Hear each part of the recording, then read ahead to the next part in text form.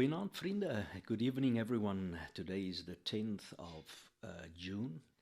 Um, it's a Tuesday night and it's a cold evening. I mean, there's a cold front blowing across the country here in Namibia, and so I believe it is in South Africa. Um, so, well, I want to talk about a very interesting topic tonight. It's about righteousness versus human rights, a call to responsibility. So, in today's world, everyone is talking about human rights, but who is talking about human responsibility? Who is talking about righteousness? Well, righteousness is not just a church word, it's a life value.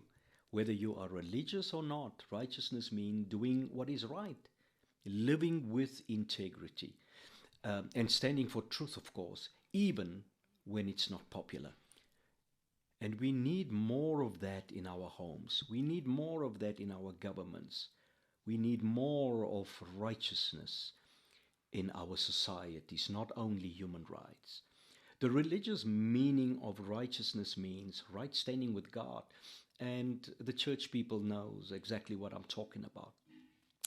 Well, the moral or philosophical meaning of righteousness means doing what is morally right, just, and virtuous.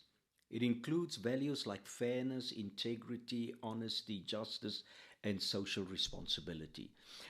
We hear calls for justice, fairness, and equality. These are good things, but in the noise of demands, one critical thing has been forgotten: the inner dignity of right living.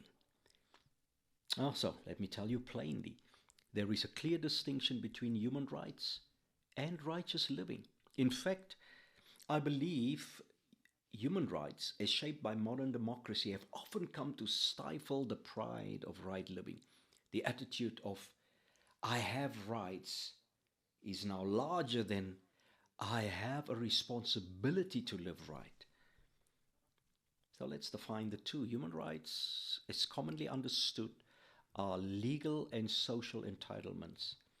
Things like freedom of speech, access to education, healthcare, housing, safety, and equality before the law. They are promoted by governments, constitutions, international institutions, and rightly so. But now let's talk about righteousness. Righteousness is not a political entitlement, it is a moral calling. It means living in alignment with God's character or God's order, doing what is right, acting justly even when it costs you, living with integrity when no one is watching. Now, human rights say, I deserve this, whereas righteousness says, I must live in a way that honors God and honors others. Now, here is the problem. Too many people are waiting for governments or laws to fix what only character can fix. Human rights without righteousness becomes entitlement without responsibility. Governments can give you laws, but only righteousness builds homes. Only righteousness heals a nation. Only righteousness secures peace.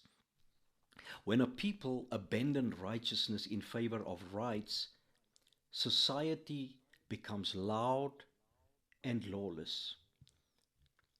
Let me repeat something that I said earlier.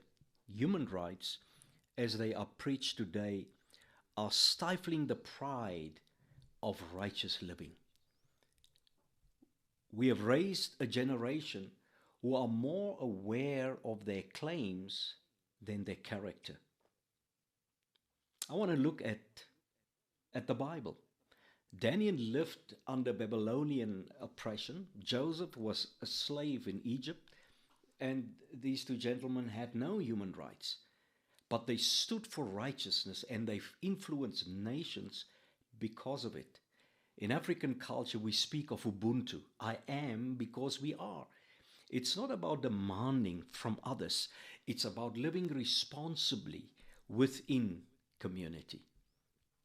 Now, today the world wants liberty without sacrifice, freedom without obedience, rights without responsibility.